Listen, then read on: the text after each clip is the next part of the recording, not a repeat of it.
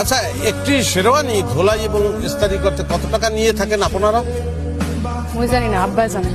আবা মুরব্বী, কত নেন শেরওয়ানি করতে, ধোলাই করতে? কি ধুলাই? শেরওয়ানি যেটা পরে মানুষের বিবাহ করে। ও, আগে শেরওয়ানি লইয়াও, দেখে তারপরে কইতে হইবে। আচ্ছা ঠিক আছে, তাহলে শেরওয়ানিটা লই এই ফ্যানটা এনে থাকলো।